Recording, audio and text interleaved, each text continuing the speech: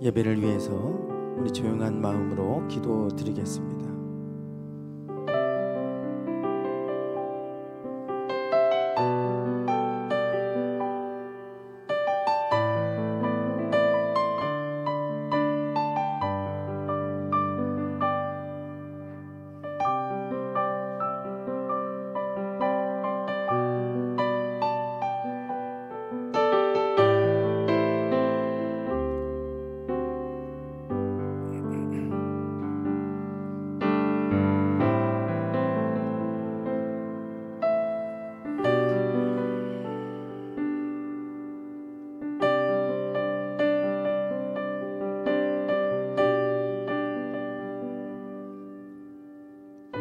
하나님, 한 주간도 주님의 은혜로 살았습니다. 매 순간순간 스쳐 지나가는 시간들이지만 그러나 그 속에 하나님의 손길이 있었음을 이 시간에도 우리가 고백하며 감사함으로 예배합니다. 우리의 마음을 받아주시고 우리의 예배를 받아주시옵소서. 세상을 살아가면서 여러 가지 많은 들려오는 소식들, 우리의 마음을 힘들게 하기도 하고 우리를 두렵게 하기도 하고 우리의 마음에 근심을 주기도 하지만, 그러나 주님이 주시는 말씀으로 저희들이 위로를 얻고 소망을 가지고 살아가게 하심을 감사합니다. 이 시간에 오직 주님께만 집중하게 하시고 주님의 말씀 앞에 나아가는 시간 되게 하옵소서. 주님의 영광이 이곳에 가득히 임하게 하여 주시고 예배하는 우리 모두에게 주님의 은혜가 강같이 임하게 하여 주옵소서. 이 모든 것 주님께 올려드립니다. 주님 영광 받으시고 이 예배를 주관해 주시옵소서. 예수님의 이름으로 기도드리옵나이다. 아멘. 사도신경으로 신앙 고백 드리겠습니다. 나는 전능하신 아버지 하나님 천지의 창조주를 믿습니다. 나는 그의 유일하신 아들 우리 주 예수 그리스도를 믿습니다. 그는 성령으로 잉태되어 동정녀 마리아에게서 나시고 본디오 빌라도에게 고난을 받아 십자가에 못 박혀 죽으시고 장사된 지 사흘 만에 죽은 자 가운데서 다시 살아나셨으며 하늘에 오르시어 전능하신 아버지 하나님 우편에 앉아 계시다가 거기로부터 살아있는 자와 죽은 자를 심판하러 오십니다. 나는 성령을 믿으며 거룩한 공교회와 성도의 교제와 죄를 용서받는 것과 몸의 부활과 영생을 믿습니다. 아멘. 우리 함께 찬양 드리겠습니다. 내는 주의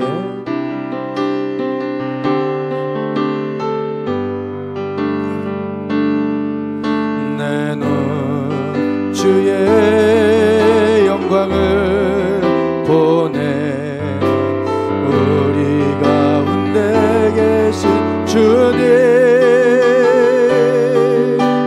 그 빛난 영광 온 하늘 덮고 그 찬송 온 땅 가득해 내는 주의 영광을 보내 찬송 가운데 서신 주님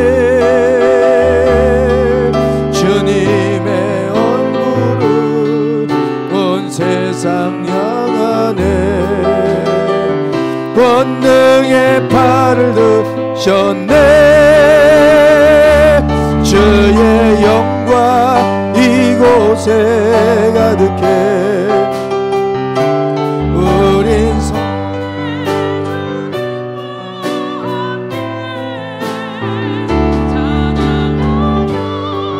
우리는 전진하리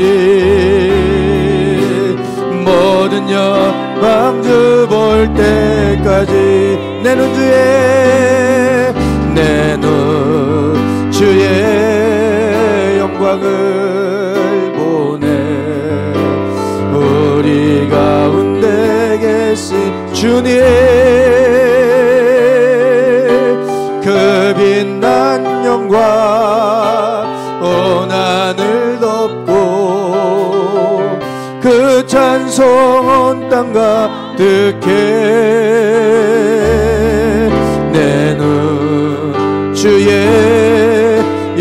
영광을 보내 찬송 가운데 서신 주님, 주님의 얼굴은 온 세상 향하네. 권능의 팔을 드셨네. 주의 영광 이곳에 가득해. 우린 손에 주님과 함께 찬양하며 우리는 전진하리. 모든 영광 주 볼 때까지 주의 영광 이곳에, 주의 영광 이곳에 가득해. 우린 손에 주님과 함께 찬양하며 우리는 전진하리. 모든 영광 주 볼 때까지 주의 영광 이곳에, 주의 영광 이곳에 가득해. 우린 손에 주님과 함께 찬양하며 우리는 전진하리. 모든 영광 주 볼 때까지 주의 영광 이곳에, 예, 영광 이곳에 가득해. 우린 손에 주님과 함께 찬양하며 우리는 전진하리. 모든 열방 주 볼 때 주의 영광 이곳에, 예, 영광 이곳에 가득해. 우린 손에 주님과 함께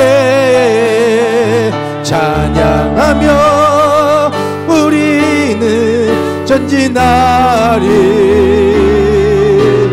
모든 영광 주 볼 때까지 주의 영광 이곳에 가득해. 우린 손에 주님과 함께 찬양하며 우리는 전진하리. 모든 영광 주 볼 때 주의 영광, 주의 영광 이곳에 가득해. 우린 손에 주님과 함께 찬양하며 우리는 전진하리. 모든 영광 주 볼 주의 영광 이곳에, 주의 영광 이곳에 가득해. 우린 손에 주님과 함께 찬양하며 우리는 전진하리. 모든 영광 주 볼 주의 영광 이곳에, 주의 영광 이곳에 주님의 영광으로 우린 손에 주님과 함께 찬양하며 우리는 전진하리. 모든 주님의 영광을 이곳에 가득히 채워주소서. 주의 영광 이곳에 가득해. 누린 손에 주님과 함께 찬양하며 우리는 전진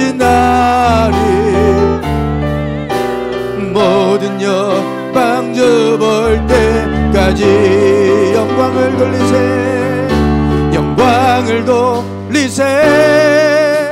우리 하나님께 존귀와 위엄과 능력과 아름다움, 만방의 모든 신은 헛된 우상이니 하나님 그 영광 찬양의 영광을 돌리세. 영광을 돌리세. 우리 하나님께 존귀와 위엄과 능력과 아름다움, 만방의 모든 신은 헛된 우상이니 오직 하늘의 하나님 그 영광 자 주님의 영광, 주님의 영광 모든 나라 위에 주님의 영광 온 세계 위에 하늘에 계신 우리 아버지 영광 찬양해. 우리 주님 나라 영원하리라. 우리 주님 뜻은 이루 주님의 영광, 주님의 영광 모든 나라 위에 주님의 영광 온 세계 위에 하늘에 계신 우리 아버지 영광 찬양해. 우리 주님 나라 영원하리라. 우리 주님 뜻은 주님의 영광 이곳에 임하소서. 주님의 영광 모든 나라 위에 주님의 영광 온 세계 위에 하늘에 계신 우리 아버지 영광 찬양해. 우리 주님 나라 영원한 주님의 영광을 이곳에 주님의 영광을 이곳에 가득히 채워주소서. 주님의 영광이 이곳에 임하소서. 위에서 기도합니다. 주님 아버지 우리가 주님 앞에 나아갑니다. 우리가 주님 앞에 나아갑니다.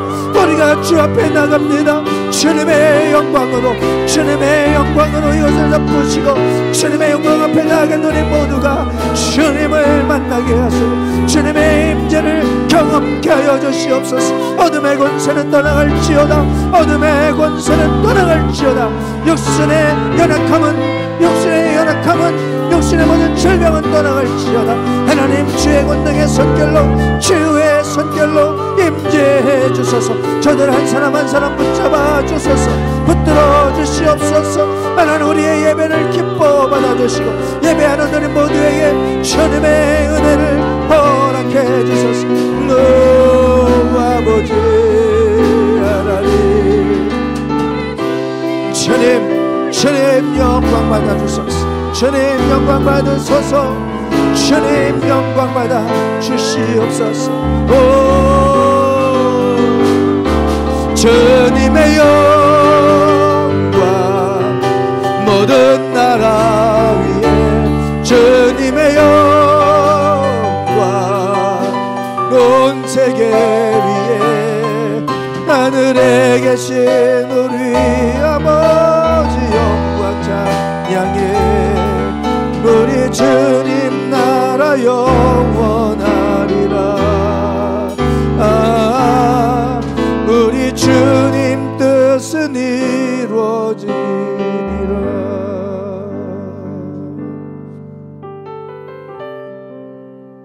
거룩하신 하나님, 우리를 세상과 구별하셔서 주님의 전으로 나오게 하심을 감사합니다. 주님 수고에 지친 몸을 쉬게 하시고 죄로 상한 영혼을 소생케 하심을 믿습니다. 아멘. 이 시간 친히 임재하셔서 이 예배를 기쁨으로 받으시고 아멘. 신령과 진정으로 드리는 선제사가 되게 하여 주시옵소서. 아멘. 정결케 하시는 하나님, 주여. 우리의 힘과 능으로 이겨낼 수 없는 죄의 짐을 짊어지고 살고 있음을 고백합니다. 주여 그 죄의 사하심이 오직 주께만 있음도 믿습니다. 아버지 주님, 우리에게 죄의 짐을 벌 수 있는 자유함을 주시고 아멘. 그 자유함을 감사하며 날마다 베푸시는 주의 은혜로 살아갈 수 있도록 인도하여 주시옵소서. 아멘.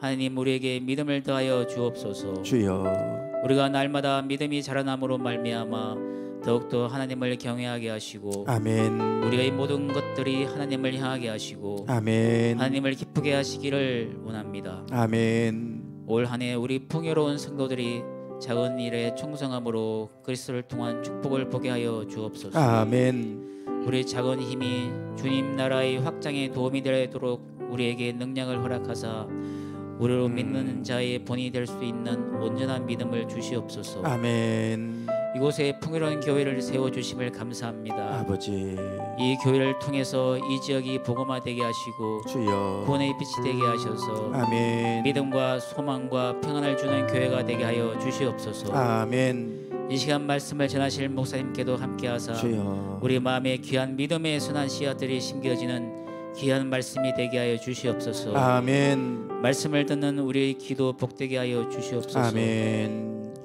특별히 말씀을 통하여 믿음이 성장하게 하시고 주여 서로 돕고 위하면서 하나님 나라의 백성으로 훈련되게 하여 주시옵소서. 아멘. 그래야 하나님의 뜻이 이 땅 위에 이루어지도록 힘쓰고 더욱 사랑하며 서로 격려하고 연결을 더하는 신앙생활이 되도록 축복하여 주시옵소서. 아멘. 마치는 시간까지 하나님 홀로 영광 받으시길 원하오며 주여. 예수님 이름으로 기도드렸습니다. 아멘. 아멘.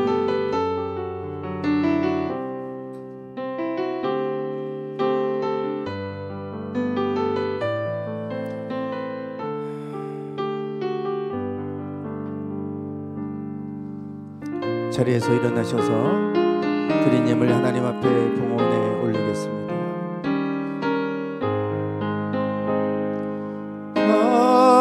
비싼 양유를 주께 드리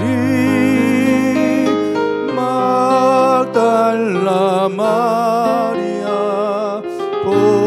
본받아서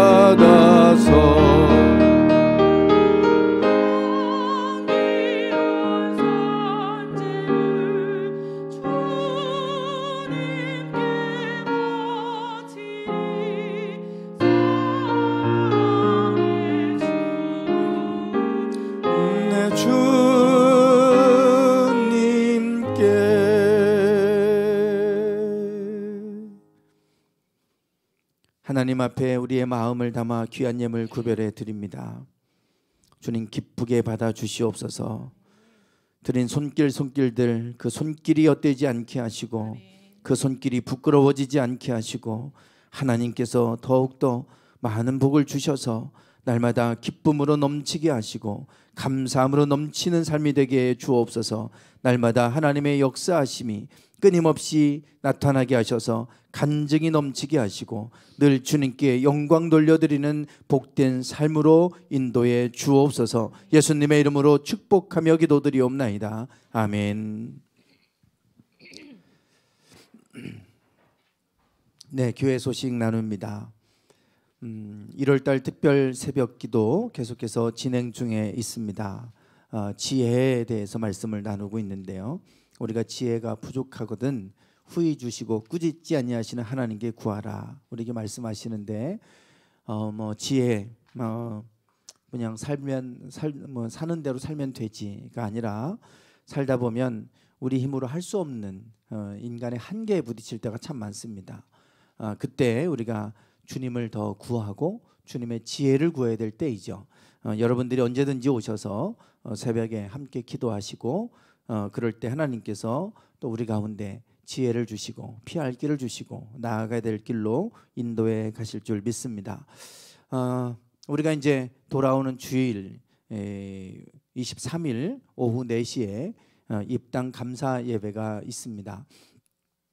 외부의 손님들을 또 우리가 청하고 뭐 코로나 상황이기는 하지만 한없이 우리가 기다릴 수는 없고 또 우리 카페 오픈했다고 뭐 화분도 보내주기도 하고 오기도 하는데 교회 입당 예배는 못하고 카페 오픈만 자꾸 얘기가 먼저 되는 것 같아서 그게 마음에 늘 걸렸어요. 우리가 입당 예배를, 감사 예배를 먼저 드려야 되겠다. 그래서 감독님하고 상의해서 저희가 날짜를 정하고 이렇게 이제 진행을 하게 됐습니다. 뭐 외부에서들 뭐 대전에서만 오는 것이 아니라 뭐 서울에서도 오고 뭐 우리 동기들도 뭐 전국에 흩어져 있는 동기들도 오고 다 이렇게 이제 외부에서도 올 겁니다. 주말에 주일날 예배 마치고 4시까지 오는 거 쉽지 않은 일인데 목사님들 그런데도 불구하고 축하하기 위해서 이렇게 먼 곳에서도 오시는 분들이 계신데 우리가 대전에 다 있고 다 우리 교회인데도 오후 4시니까 조금 귀찮다 그러고 안 오시면 안 되겠잖아요. 그러니 우리가 하나님께 이 감사의 예배를 드리는 거니까 여러분들이 오셔서 예배 드리고 주변에 가셔서 인근 식당에서 식사하시고 그리고 카페에서 좀 시간 좀 대화도 좀 나누시고 시간 보내셨다가 우리가 이제 3시 정도부터는 손님 맞을 준비를 또 해야 되니까 그렇게 해서 여러분들이 좀 도와주시고 또 하나님 앞에 감사 예배 드리는 이 자리 여러분들이 주인공이니까 우리가 주인공이니까 여러분들이 이 자리에 함께 하셔서 하나님 앞에 감사함을 예배를 드릴 수 있도록 여러분들이 그렇게 좀 시간을 내주셨으면 좋겠습니다. 그렇게 부탁을 드리고 그리고 예배 후에 우리 각 선교회 우리 회장님들은 좀 남아주셔서 다음 주 행사를 우리가 이제 준비해야 될 것들이 있습니다. 좀 잠깐 논의를 하겠습니다. 그리고 돌아오는 화요일 내일 모레 화요일 오전에 유성 북지방 여선교회 임원회 모임을 저희 교회에서 갖는다고 합니다. 네, 그래서 우리 지방 여선교회 임원들 저희가 점심 뭐 식사 대접도 하고 한다고 했는데 뭐 오셔서 이렇게 이제 임원회 모임이 있습니다. 기억해 주시고 우리 여선교회에서도 같이 좀 참여하셔서 또 도와주시고 해주셨으면 좋겠습니다. 네, 그리고 지난 주일날 주차장 라인을 도색을 했습니다. 보니까 이제 인천에서 오셨더라고요. 저는 뭐 대전 세종 뭐 이렇게 블로그에 올라와 있길래 연락을 해서 그분한테 의뢰를 한 건데 보니까 인천에서 내려오셨더라고요. 그래서 다른 데는 견적이 120만 원씩이던데 어떻게 이렇게 싸게 해주셨냐고 그랬더니 제가 교회 다니는 사람이라 교회라 그렇게 드리는 겁니다. 딴 데는 그렇게 안 드립니다. 그러더라고요. 그래서 감사하다고 그래서 정성껏 와서 도와주시고 이것저것 우리가 필요한 물품들 없는 것도 막 이렇게 지원도 해주시고 이제 그렇게 하고 가셨어요. 그래서 주차장 라인 도색 잘 마쳤고 그리고 이제 주차 라인에서 뒤로 밀리지 말라고 뭐 스타퍼 있죠. 스토퍼 그거를 우리 남선교회에서 지난 주일날 오후에 일부 하고 그리고 이제 공구가 망가지는 바람에 또 어제 오전 9시부터 또 오셔서 또 해 주셔서 다 이제 마쳤습니다. 그래서 이제 하나씩 다 이제 마무리가 돼가고 그래 이제 마지막 남은 거는 여기 밤에는 깜깜해요. 그래서 조명이 지금 울타리를 중심으로 다 조명들이 지금 세워져 있는데 거기에 이제 전기가 연결 다 안 돼 있고 그래서 마지막 남은 과제는 거기 하나 남았는데 남성교 회장님께서 저것도 마저 그냥 토요일 날 하자고 그러셔서 이제 그렇게 준비를 좀 하려고 합니다. 우리 남성교에서 도와주셔서 이제 마지막까지 잘 마무리될 수 있도록 해주시고 우리 수고하신 남성교회를 박수 좀 해주시죠. 네, 고생하셨습니다. 감사합니다. 네, 축하드릴 분들이 계시네요. 김경미 권사님 오늘 생일 맞이하시고 손수정 청년 수요일 그리고 최미순 권사님 목요일 홍은서 학생 금요일 생일을 맞이합니다. 축하합니다. 네, 네. 그리고 이번 주 말씀 선포 신명기 28장입니다. 네, 말씀 선포를 화면을 제가 안 바꿔놨습니다. 여러분 주부에 있는 거 보셔야 될 것 같으네요. 네, 말씀 선포 같이 하겠습니다. 시작. 내가 내 하나님 여호와의 말씀을 순종하면 이 모든 복이 내게 임하며 내게 이르리니 성읍에서도 복을 받고 들에서도 복을 받을 것이며 내 몸의 자녀와 내 토지의 소산과 내 짐승의 새끼와 소와 양의 새끼가 복을 받을 것이며 내 광주리와 떡반죽 그릇이 복을 받을 것이며 내가 들어와도 복을 받고 나가도 복을 받을 것이니라. 신명기 28장 2절에서 6절 말씀. 아멘. 선포기도 하겠습니다. 시작. 하나님의 말씀에 순종하면 하나님의 모든 복은 나의 삶에 임한다. 그러므로 나는 하나님이 무슨 말씀을 하시든지 그대로 순종하며 살 것이다. 아멘. 네, 이 말씀으로 한 주간 승리하시기 바랍니다.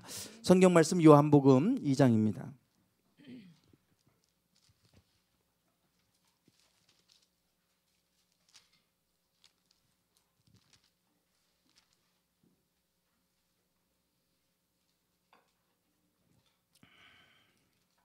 요한복음 2장 1절부터 11절까지 교독하시겠습니다.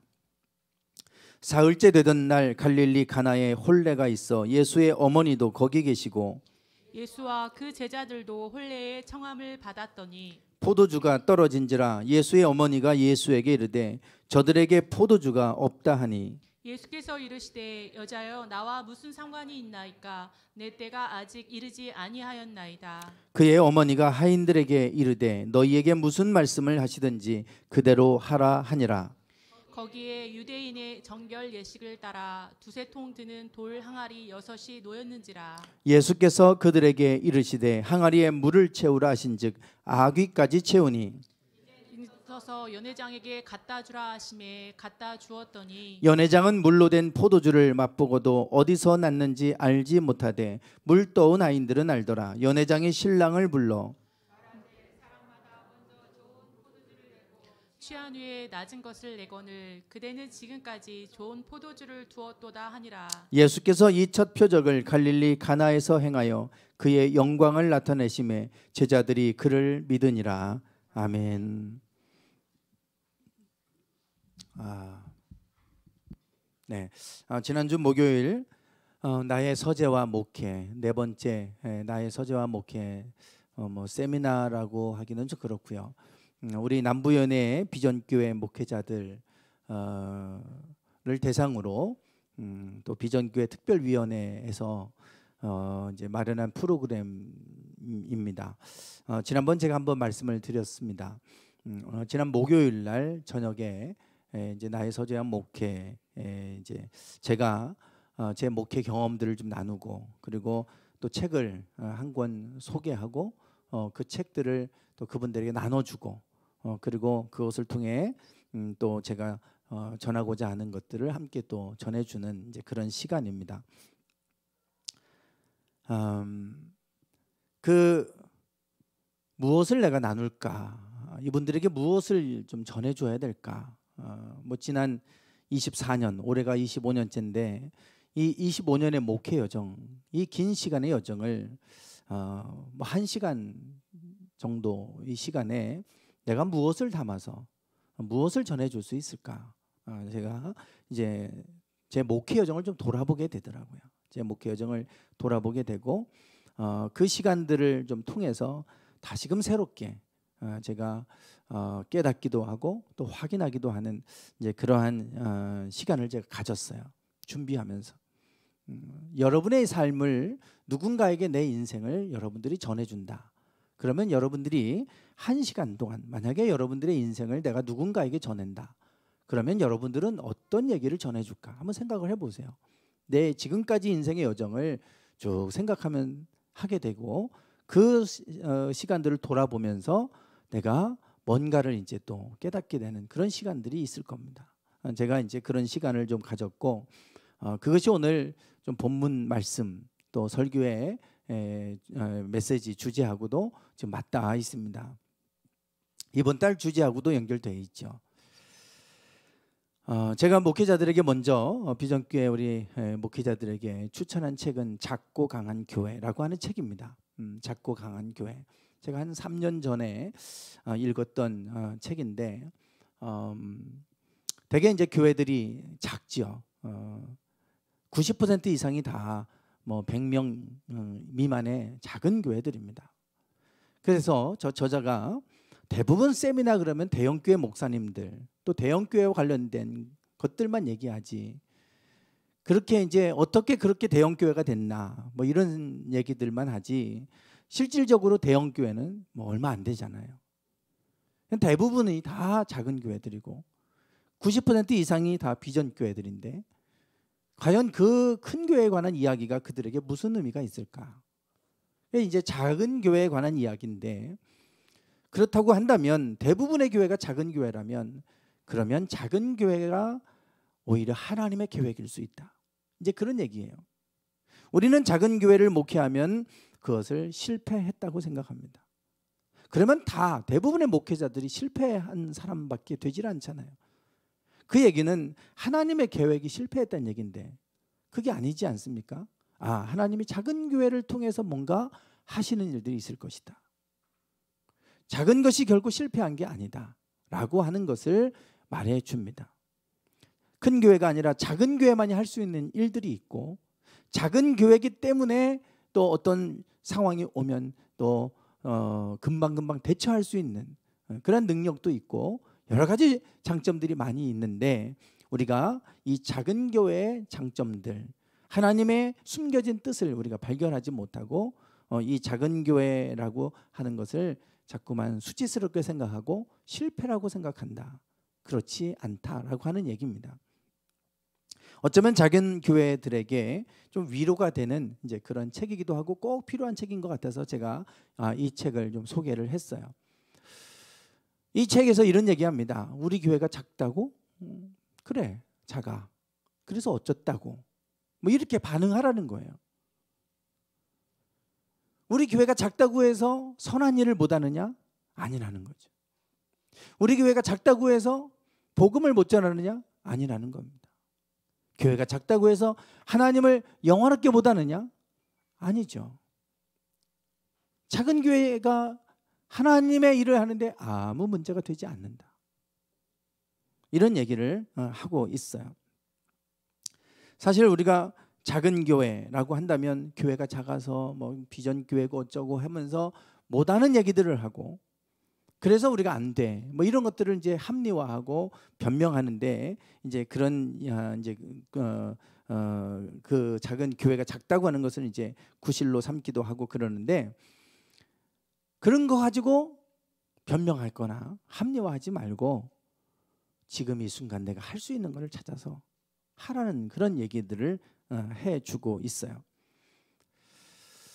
12가지 인생의 법칙이라고 조던 피터슨 하버드 전 심리학 교수가 강연했던 내용을 담은 책입니다. 아주 뭐 유명한 강의이고 센세이션을 일으켰던 강의이기도 합니다. 그 책 내용 안에 6번째 챕터에 세상을 탓하기 전에 방부터 정리하라 라고 하는 내용이 있어요. 저 부분을 읽으면 제가 참 저에게 많이 와닿았던 게 있었죠. 대개 보면 세상의 루저들, 뭐 미국엔 총기 사고들이 많잖아요. 뭐 그냥 묻지마 살인들을 하고, 그런데 그 사람들이 대부분 무슨 얘기하냐면 세상을 탓하는 얘기하는 거죠. 세상이 불공평하다. 그러면서 세상을 증오하고 그 증오를 사람들에게 그냥 무차별 총격으로, 그러면서 자기도 자살하고 끝나고 아니면 그냥 잡히기도 하고 그러는데, 대부분 다 그런 사람들 보면 다 세상을 탓하고 있잖아요. 세상이 불의하다고 얘기합니다. 근데 저분은 뭔 얘기하냐면 세상이 불의하다고 불공평하다고 탓하기 전에 네 방부터 청소나 해, 이 말이에요. 네가 지금 세상이 불공평하네 어쩌네 저쩌네 핑계하고 그렇게 하지만 그 전에 네가 할 수 있는 일은 했냐? 네가 지금 당장 할 수 있는 일들도 안 하면서 뭐 세상이 어쩌고 저쩌고 변명하고 그걸 핑계 구실로 삼고 그러냐? 네 방부터 정리해라, 이런 얘기예요.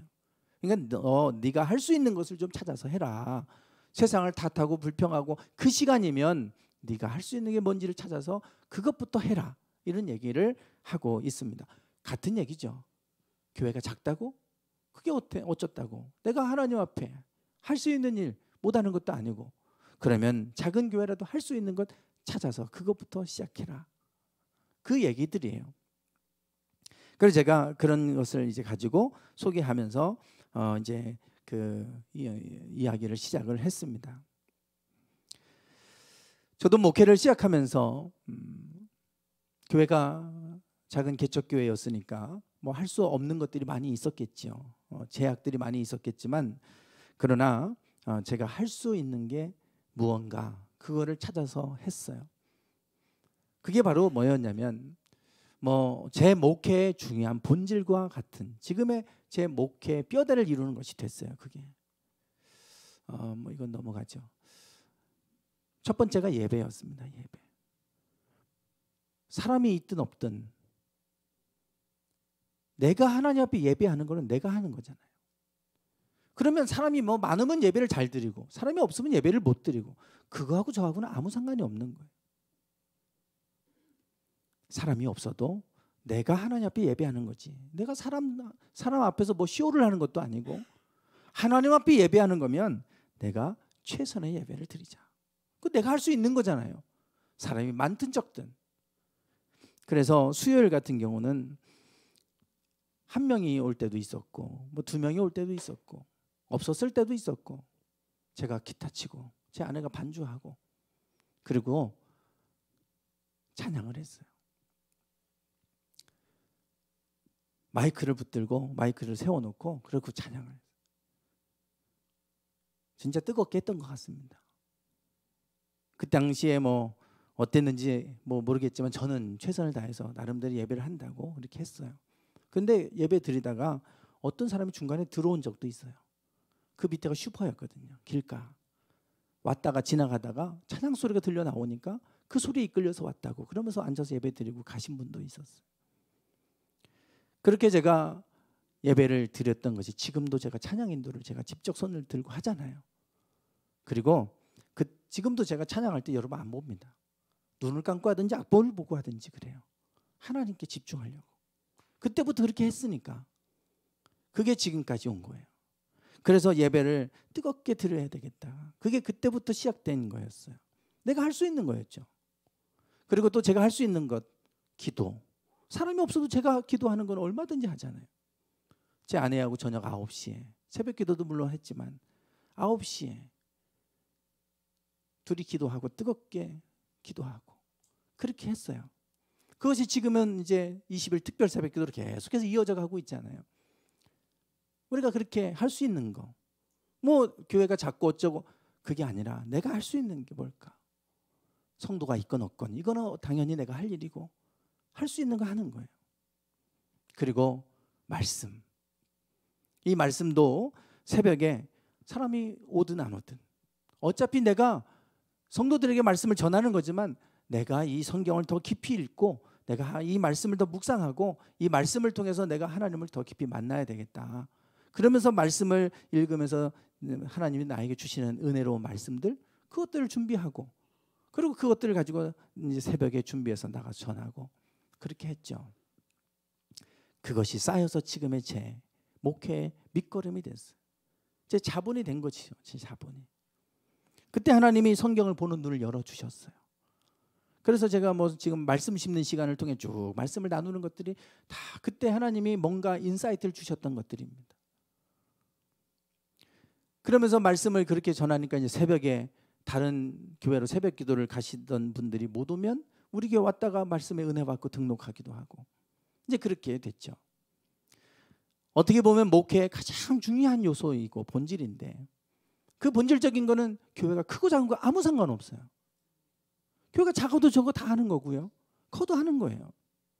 뭐 작다고 저거 예배 못 드리는 거 아니고, 작다고 기도 못 하는 거 아니잖아요. 작다고 말씀 못 전하는 거 아니잖아요.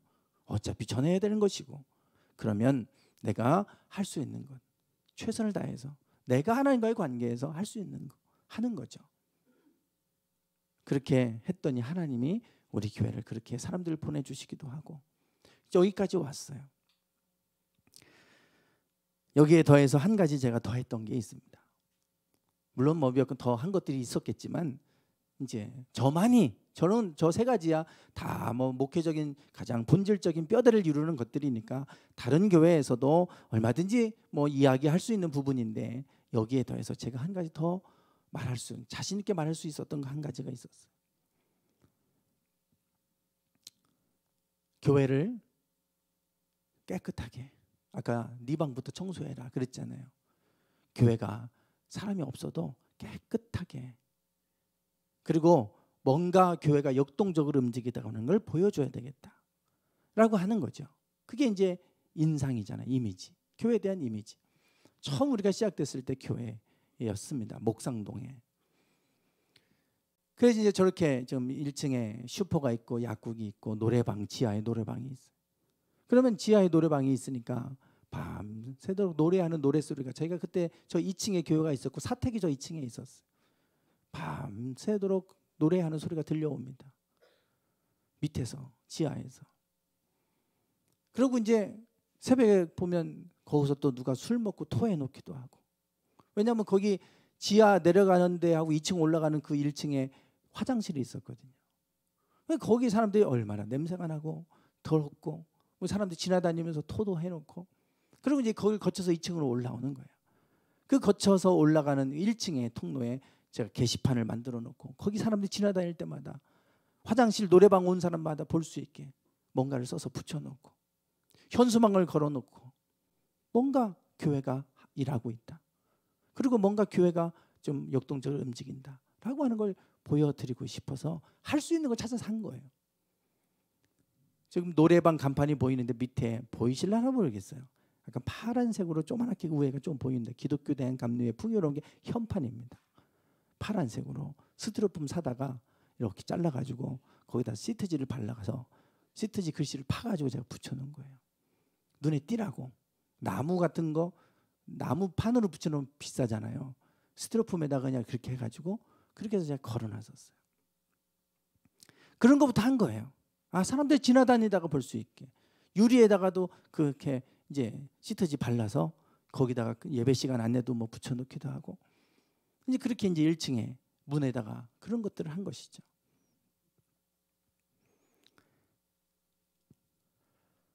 네, 그 당시 이제 내부 모습이었어요. 내부 처음 저렇게 이제 파란색 휘장에 분홍색 커튼이 이렇게 쳐 있었고, 그래서 이제 저희가 왔을 때 저런 모습이었어요. 저런 휘장도 걷어내고 또 우리가 깨끗하게 정리하고 인테리어도 그 안에서 좀 더 꾸미고 이런 일을 했죠. 그것이 시작이 돼서 시트지 뭐 보이는 곳은 시트지를 제가 바르고 다녔으니까 교회 문도 철문도 시트지로 발라서 깨끗하게 해놓고, 누가 그러더라고요. 목사님 시트지의 달인이시라고. 카페 올라가시면 냉장고 보이실 거예요. 제가 발라놓은 겁니다. 예, 그러니까 제 아내가 우리 집 냉장고도 해줘요 그러는데 그때부터 제가 시트지 바르고 다닌 거예요. 그때는 막 공기도 차고 엉망이었죠. 지금은 잘 안 찹니다 공기. 그냥 저 부업으로 하려나 봐요 그냥. 그때부터 제 인테리어의 역사가 사실은 경력이 시작이 됐습니다. 그게 지금 여기까지 온 거예요. 그러면서 제가 그렇죠. 교회에 거미줄 쳐 있고 교회가 지저분하고 누가 그 교회 가고 싶겠냐. 깨끗하고 이미지가 좋아야 그 교회 가고 싶지. 제발 교회가 지하에 있든 2층에 있든 1층에 있든 좀 깨끗하게 뭔가 하고 있다고 하는 것을 나타낼 수 있도록, 안 오더라도 밖에 지나가면서 볼 수 있기는 해야 되지 않냐. 할 수 있는 것 좀 찾아서 하면 좋겠다, 이런 권면을 좀 했어요. 그러면서 제가 이제 우리 교회 제가 이제 목회 여정 중에 했던 일들 쭉 소개했죠. 그러면서 한 이제 저희 1997년도에 저렇게 제 목회가 시작이 돼서 이제 내부가 저렇게 바뀌었어요. 내부를 저렇게, 사실은 저것도 인테리어를 제가 하려고 한 게 아니라 어떤 분이 와서 은혜를 받더니 저한테 찾아왔어요. 자기가 인테리어 업자인데 자재값만 대주면 자기가 다 그냥 해드리겠대요. 그래서 300만 원, 그 당시 자재값 한 300만 원 정도 들었던 것 같아요. 그렇게 들어서 강단도 바꾸고 옆에도 저렇게 이제 저기 커튼이 걷어지고 이제 블라인드로 이렇게 좀 하고 바뀌었죠. 저게 3년째 됐을 때 2000년도 때입니다. 그래서 성도들이 그 당시에 뭐 저렇게 이제 채워질 정도로 그래도 교회가 많이 성장을 했어요. 그리고 나서 2002년도에 교회가 작아 좁아서 그때 이제 저희 아내하고 이제 2000년도부터 아마 경식이 낳고 그리고 매일 밤마다 둘이 기도하면서 목상동 땅 밟기를 했습니다. 땅 밟기를 했어요. 하나님, 여기가 이제 우리가 좀 더 넓은 장소로 가야 되는데 어디로 가면 좋을까요? 그러면서 땅 밟기를 1년 동안 했어요. 추운 겨울에도 유모차 끌고 다니면서 거기를 돌았어요. 그 기억이 나요. 1년을 그렇게 돌았는데 응답이 없었어요. 응답이. 그때 하나님께서 1년이 지났을 때 그때 관평동, 여기가 다 논밭이었죠. 이 지역이. 근데 여기가 개발된다는 얘기는 있었는데 이제 시작된다는 이야기를 들었어요. 그리고 이제 3년 정도 후면 아파트들이 들어선다고 하는 얘기들을 들었어요. 근데 기도하는데 이곳에 대해서는 땅값이 너무 비싸니까 엄두도 나지도 않고 생각도 안 하고 있었는데 기도하는데 하나님이 이곳을 보여주신 거예요. 그래서 하나님 여기로 가라고 하나 보다. 그리고 목상동 땅 밟기를 멈췄습니다. 그리고 이제 이곳을 위해서 저희가 준비 기도하고 있었는데 어느 날 덕암동에서 목회하시는 목사님이 저를 찾아오셨어요. 저 교회입니다. 저렇게 조립식으로 지어진 교회인데 모 교회에서 저렇게 조립식으로 건축을 해주고 개척을 시작하신 거예요. 그러면서 저렇게 건축하고 개척은 했는데 성도가 하나도 없다고. 그래서 내가 더 이상 이제 목회를 못하게 생겼으니 우리 교회에서 좀 인수를 해주면 좋겠다. 이런 제안을 하신 거예요. 우리가 한 3년 동안 저기가 이 테크노밸리가 조성되려면 3년 정도 걸리는데 그러면 우리가 지금 마땅히 가야 될 곳을 못 찾았는데 잠깐 3년 동안이라도 저기에 가서 머물고 있다가 이제 테크노밸리로 가라고 하는 하나님의 사인인가 보다. 그리고 이제 성도님들하고 상의해서 저기로 매입을 해서 갔어요. 물론 다 이제 빚이었죠, 빚. 우리가 그 당시 뭐 돈이 하나도 없었으니까. 그 당시 2층에 아까 보여드렸던 그 사진, 거기 2층이 전세가 5천만 원이었어요. 5천만 원이면 벌써 25년 전에 5천만 원이면 큰 돈이었죠. 그 5천만 원 전세를 빼가지고 그걸 이제 그 돈으로 저 내부에 깡통과 같은 저 교회, 조립식 하나 있고 자주색 휘장 하나 쳐 있고 장의자 있는 게 전부였으니까요. 그래서 인테리어를 깔끔하게 해야 되겠다. 그리고 이제 그 5천만 원을 빼서 인테리어를 다 5천만 원대로 했습니다. 저희가 샀을 때 1억 2,800에 샀어요. 땅 대지가 60평. 그리고 건평 바닥 면적은 38평 정도. 이렇게 정도 됐습니다. 1층, 2층 이렇게 이제 2층을 본당으로 쓰고 1층을 교육감 겸 식당처럼 이렇게 저희가 이제 만들어서 그렇게 썼는데 내부를 저렇게 이제 해놨죠. 뭐 옆에 벽면을 보시면 아시겠지만 당시에 저렇게 한 교회들이 없었어요. 그래서 5천만 원을 들여서 저희가 저렇게 다 했습니다.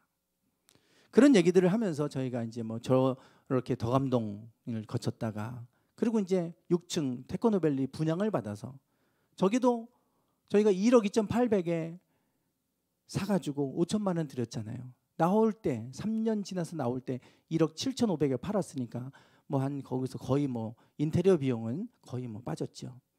그리고 나서 저기도 또 인테리어 하는데 5천만 원 들여서 저렇게 인테리어를 해놨어요.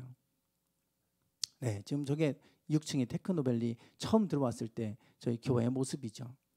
그리고 이제 저기에서 우리가 있다가 그리고 지금 전에 바로 2층에 저렇게 이제 2층으로 와서 2층도 이제 인테리어를 깨끗하게 해놓고 예배드리다 이곳으로 온 거예요. 그 여정을 쭉 설명을 했습니다. 그러면서 제가 그런 얘기를 했어요. 저는 소심하고 내성적이어서 나가서 전도도 못한다고. 전도지 붙인다고 아파트 갔다가 누가 문 여는 소리 들리면 막 계단으로 도망 다녔다고. 그런 사람이라 내가 할 수 있는 게 그런 거, 좀 전에 소개했던 거, 그리고 교회 이렇게 깨끗하게 해놓고 뭔가를 자꾸 써서 붙여놓기도 하고 그런 거 내가 할 수 있는 거 했다. 그랬더니 다 끝나고 누가 이제 질문 시간이 있는데 누가 그래요. 아니 목사님 소심하다고 그러더니 들어보니까 배포가 대단하신 것 같다고. 어떻게 전세금 5천만 원을 다 빼가지고 3년 있다가 잠깐 머물 교회에다가 5천만 원을 다 인테리어 하는 사람이 어디 있냐고 그러는 거예요. 자기가 볼 때는 목사님 절대 소심하지 않고 너무 배포가 대단한 것 같다고. 그러니까 자기네들은 그렇게 하기가 힘들다는 얘기겠죠.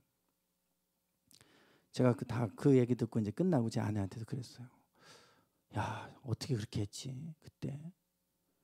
우리가 그게 잠깐 3년 동안 머물 곳으로 알고 간 건데, 그러면 여기 또 테크노밸리 와서 분양받아야 되지, 거기서 또 인테리어 해야 되지, 들어갈 돈이 많은데 우리가 돈은 하나도 없는데 5천만 원 거기다 다 인테리어 한다고 써버렸으니 내가 그때 정신이 나갔었나 보다. 이게 제정신이면 할 수 없는 일인데 어떻게 그렇게 했을까. 여기까지 오는 여정들이 다 제정신이 아니었어요. 다 제정신이 아니었어요. 그러면서 제가 제 아내하고 그런 얘기를 했습니다. 돌아보니까 제가 소심한 성격이고 정말 철저하게 딱 뭐가 안 되면 이렇게 착착착착 뭔가 이렇게 계획이 안 잡히면 움직이지 않거든요. 뭐가 계획이 다 나와야 뭔가 하는 스타일인데 아무 준비도 안 돼 있는데 그냥 가고 뭐 하고 그런 것이 제가 어떻게 이렇게 대범한가. 그건 딱 하나예요. 기도하다가 하나님의 응답이라고 생각하면, 하나님이 나에게 하시는 말씀이라고 생각이 되면 저는 그냥 물불 안 가리고 그냥 간 것 같아요. 그래서 그런 대범함이 나왔지 제 성격에서 나올 수 있는 거는 절대 아니거든요. 제가 알죠. 그래서 제 목회 여정 돌아보니까 순종의 여정이었구나. 하나님의 말씀을 주시면, 어떤 마음을 주시면 나는 우리가 있든 없든 내가 했고 그냥 내가 순종하고 따랐구나. 제 목회 여정 돌아보니까 순종의 여정이었구나. 그랬더니 하나님이 일하셨구나. 제가 동기 이제 거기서 같이 동기 중에 한 친구 목사가 카톡을 보내, 오늘 너무 정말 우리에게 통찰력을 주는 그런 좋은 세미나였다고, 강의였다고 그러면서 저 격려의 메시지를 보내왔어요. 그래서 혹시 딴 나라 얘기로 들을까 봐 내가 걱정이라고. 저건 목사님이 할 수 있는 거지, 이런 생각할까 봐 내가 걱정이다. 사실 다 누구든지 하나님이 주시는 말씀에 순종하면 하나님이 하신 일인데, 근데 그걸 내가 했다고 생각하면 저건 저 목사님이 하는 거지, 어떻게 5천만 원을 다 거기다 써. 이렇게 하고 그냥 지나버리면 아무 의미가 없어지는데 그게 걱정이 되더라고요. 우리의 삶의 여정 속에서 하나님 뭔가 주시는 마음에 순종하고 나가면 하나님이 일하시는데, 그렇게 순종하기가 참 쉽지 않은 일이잖아요. 오늘 본문에 보면 예수님이 처음으로 기적을 행하신 이야기가 나옵니다. 예수님이 처음으로 기적을 행하신 이야기, 첫 번째 기적이에요. 근데 이 첫 번째 기적이 예수님이 기적을 행하시려고 계획하셔서 하신 기적이 아니에요. 물을 포도주로 바꾸신 이야기입니다.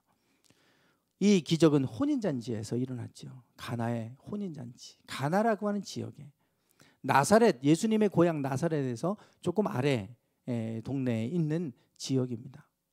이 가나에 혼인잔치가 있었어요. 예수님의 어머니도 거기 계셨고 예수님도, 제자들도 그 혼인잔치에 청함을 받아서 간 것을 보면 매우 친근한 친척과 같은 그러한 그 혼인잔치였을 겁니다. 문제는 이 혼인잔치가, 그 유대인들은 일주일 정도를 혼인잔치를 했어요. 그러니까 일주일 동안 사람들이 오면 손님을 맞는 일을 하는 거예요. 일주일 동안 계속해서 축하해 주는 그런 혼인잔치였는데, 그런데 3일째 되는 날 포도주가 떨어져 버렸어요. 잔치에서 포도주가 떨어졌다. 가장 귀한 게 빠지게 되는 거죠. 유럽, 제가 종교개혁 성지순례 가보니까 독일에서 뭐 맥주, 유럽 사람들은 맥주를 음료수처럼 마시잖아요. 그 맥주가 그 곳에는 물이 좋지 않아서 석회질이 너무 많이 나오니까, 그래서 그 사람들이 물을 대신해서 먹을 수 있게 한 것이 이제 포도주였다고. 그러다 보니까 이제 유럽의 포도주가 또 유명하고 독일의 포도주가 유명하고 그러더라고요. 이스라엘도 마찬가지입니다. 물이 좋지 않아요. 그러니까 그 사람들도 포도주로 이렇게 먹고, 더군다나 잔치에서 포도주 빠진다는 건 생각도 할 수 없는 일입니다. 그런데 3일째가 됐을 때 포도주가 떨어졌어요. 아마 생각한 것보다 너무 많은 사람들이 왔던 것 같습니다. 아무리 그래도 그렇지 일주일 동안 잔치를 해야 되는데 이틀하고 3일째 되는 날 떨어져 버리면 이게 얼마나 많이 준비가 부족한 거예요. 그렇다고 해서 갑자기 포도주를 준비할 수 있는 것도 아니고, 지금처럼 우리가 뭐 인터넷으로 대량으로 구매할 수 있는 것도 아니잖아요. 다 담궈야 되는데 그걸 갑자기 어디서 담그고 이게 금방 만들어지는 게 아니잖아요. 이걸 어떻게 준비합니까? 이게 해결할 수 있는 방법이 없어요. 이런 상황이 되면 일반적으로 우리들은 어떻게 반응하냐면 비난합니다. 비난해요. 아니, 일주일 동안 혼인잔치를 하는 사람이 이거 준비하고 일주일 잔치한다고 그래?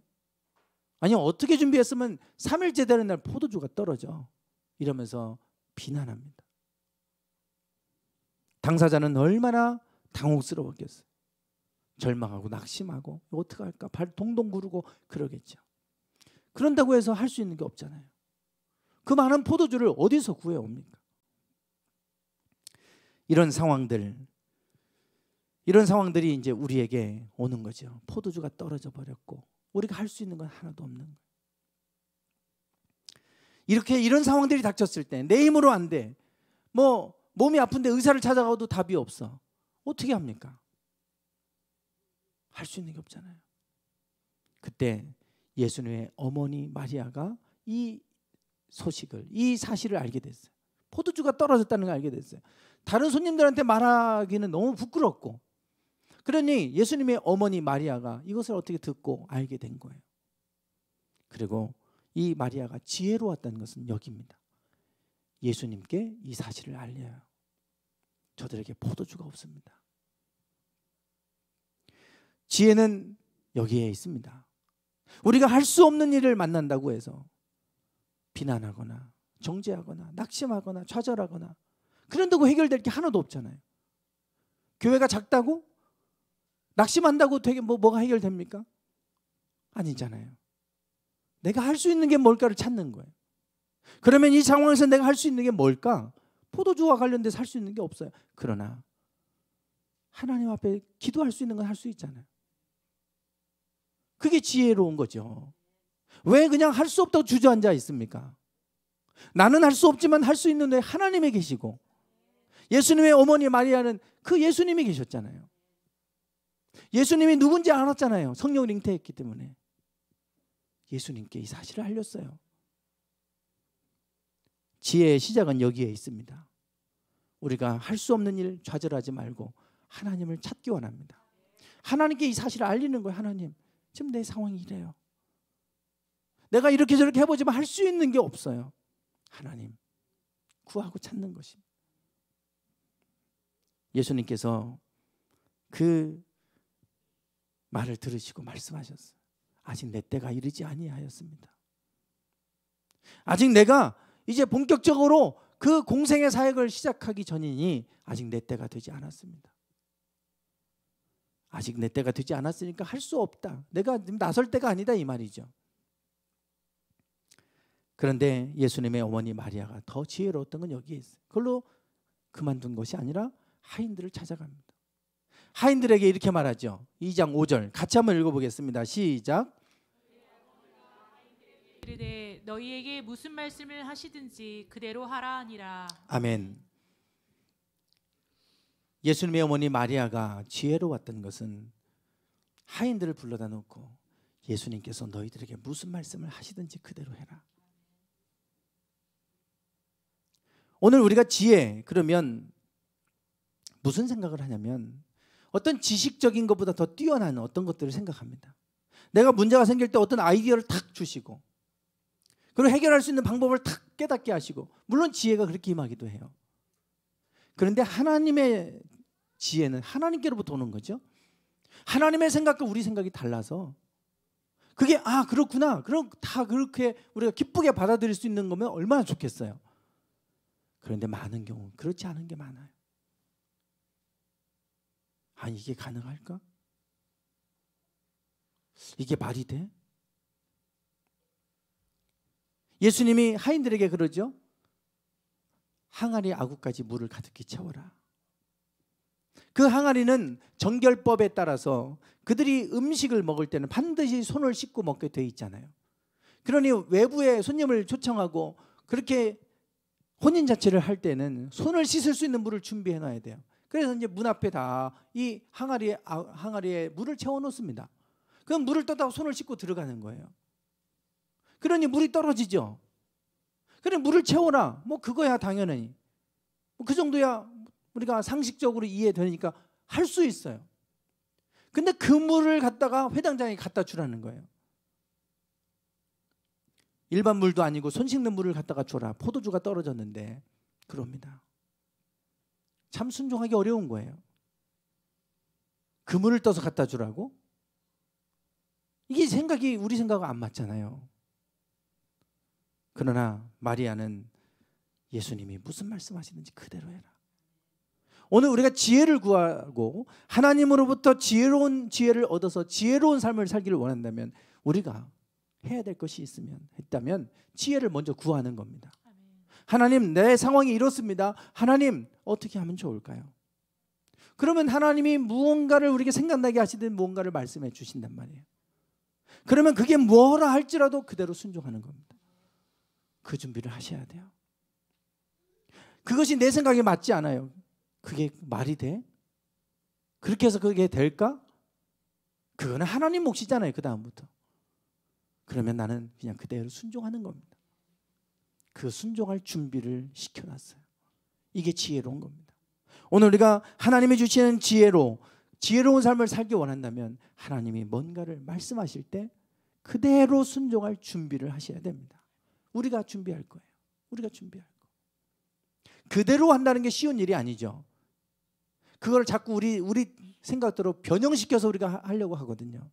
내가 이해되면 이해되는 거는 하는데 이해가 안 되는 거 안 해. 그거 순종이 아닙니다. 이해가 되든 안 되든.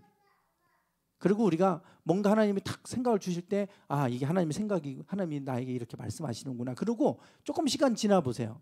어떤 생각이 드냐면 그거 아마 내 생각이었을지도 몰라. 이러면서 안 해버립니다. 우리가.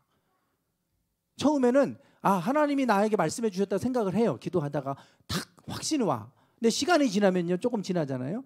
그거 내 생각이었겠지 뭐. 그거 하나님 말씀이 아니라 내 생각이었을지도 몰라. 그러고 안 해버립니다. 왜냐하면 내 생각하고 좀 맞지 않고 주저되는 부분이 있거든요. 무슨 말씀하시는지 그대로 해라. 그게 순종인 거예요. 예수님 말씀하실 때 그대로 한 거예요. 그랬더니 물이 가다가 포도주로 변했어요. 그리고 회당장이 그것을 먹어보고 극찬을 하죠. 처음에는 좋은 걸 내고 나중에는 나쁜 걸 내는데 어떻게 나중에 이렇게 좋은 포도주를 내느냐고 이제. 그러면서 극찬해서 그 물이 포도주로 변화되는 첫 번째 기적을 이렇게 오늘 본문 말씀을 소개해 주고 있습니다. 지혜는 우리가 생각하는 그 특별한 게 아니에요. 하나님이 뭔가 주실 때 어쩌면 내 생각과 안 맞은 것일 수도 있어요. 순종할 때 나중에 돌이키면 야, 어떻게 그런 생각이 어떻게 그런 일을 할 수 있었을까? 그런데 나중 보면 그게 기막힌 신의 한 수처럼 뒤늦게서 고백하게 되는 그런 것들이 참 많아요. 하나님 주신 지혜를 그 당시는 모르는 것이죠. 나중 가서 알게 되는 것입니다. 중요한 것은 하나님이 무슨 말씀하시든지 그대로 순종하는 것. 제 목회정 돌아보니까 그래, 내가 부족한 게 많았는데 그래도 하나님 말씀하시면 나는 순종하려고 했구나. 한번 언젠가 제가 그런 고백을 들었던 것 같은데 그때 초창기에 결혼하고 1년 정도 제 아내가 피아노 교습소 공주에서 했었어요. 뭐 이제 장모님이 차려주신 지 얼마 안 됐으니까 당장 지금 접을 수가 없으니까 1년만 하게 해달라고 해서 1년을 했어요. 그리고 1년 지나서 그걸 다 그만두고 다 정리했습니다. 인수할 사람이 안 나타나서 다 그냥 공중분해하고 끝났어요. 그러니 그걸 인수할 때는 권리금이라는 게 있잖아요. 그거 다 주고 그것도 빼지도 못하고 다 손해보고 그냥 공중분해하고 끝났습니다. 손해봤죠, 장모님. 나중에 들어보니까 그래요. 한 달에 400만 원씩 벌었다고. 그거 다 내려놨어요. 개척교회. 저희 그때 한 달에 헌금이 20만 원 정도 들어왔을 때입니다. 그때 400만 원을 포기했어요. 쉬운 일이 아니죠. 그러나 그것도 하나님 포기하라는 마음을 주실 때 순종하고 왔으니까 하나님이 우리를 이렇게 인도하셨구나. 여러분, 하나님의 뜻이 내 뜻하고 안 맞을 수 있어요. 그렇지만 무슨 말씀을 하시든 순종하는 겁니다. 그러면 하나님 그 삶을 복되게 하시고 반드시 하나님 그 길을 인도해 주세요. 그 여정, 지혜를 구하실 때 하나님 지혜 주세요 그러면 뭔가 툭 떨어지고 뭔가 아이디어가 반짝해서 그래 이거지 이런 것만 생각하는데 그렇지 않은 게 너무 많아요. 숨겨져 있는 지혜. 그러나 내가 순종하고 나가면 마치 홍해가 열려지듯이 길이 안 보이지만 순종하고 나가면 길이 열려지는 이런 것들을 우리는 경험하게 됩니다. 지혜가 부족하거든 구하십시오.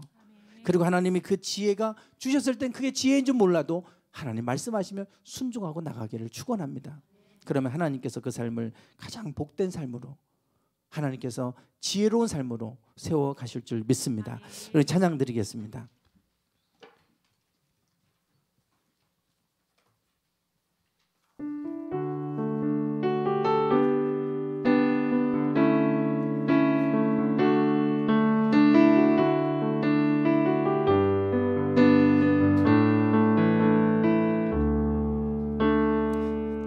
주님 말씀하시면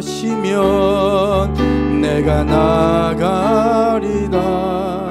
주님 뜻이 아니면 내가 멈춰서리다.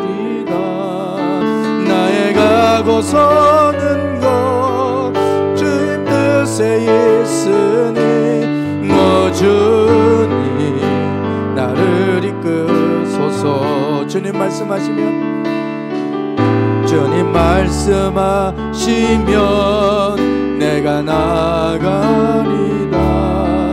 주님 뜻이 아니면 내가 멈춰서리다. 나의 가고 서는 것 주님 뜻에 있으니 주님 나를 이끄소서. 뜻하신 그곳에 나 있기 원합니다. 이끄시는 대로 순종하며 살리니 연약한 내 영혼 통하여 일하소서. 주님 나라와 그 뜻을 위하여 뜻하신 그곳에 그곳에 나 있기 원합니다. 이끄시는 대로 순종하며 살리니 연약한 내 영혼 통하여 일하소서. 주님 나라와 그 뜻을 위하여 뜻하신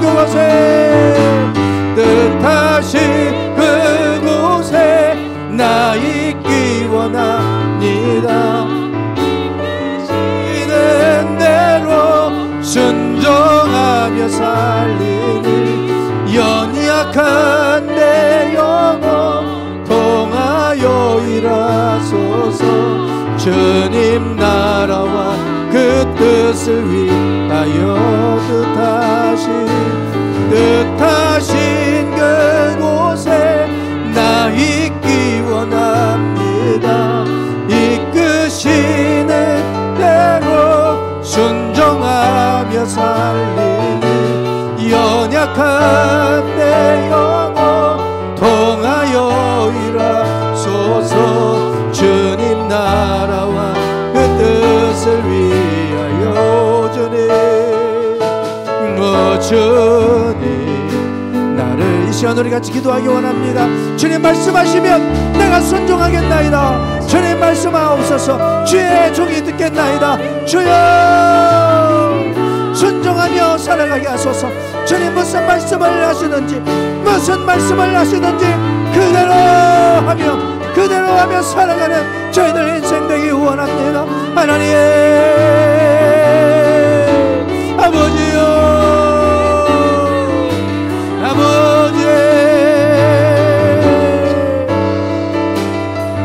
주여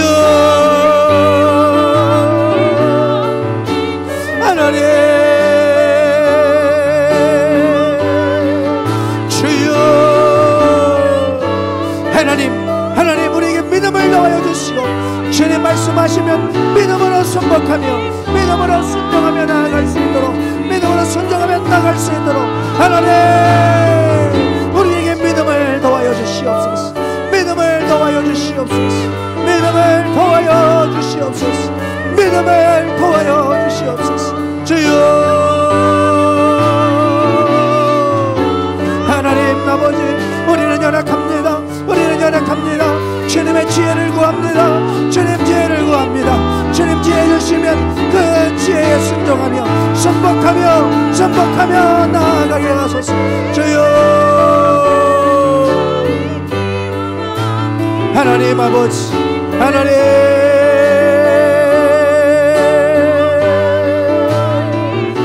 주여 아버지 주님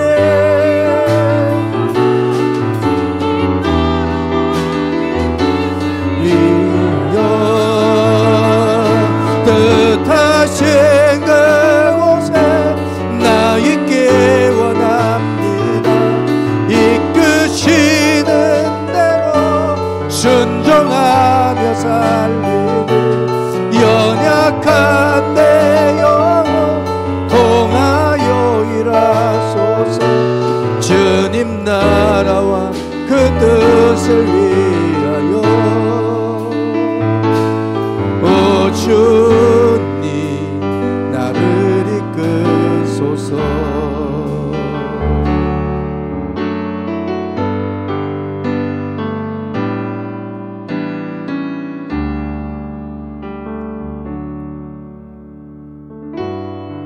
하나님 우리는 연약합니다.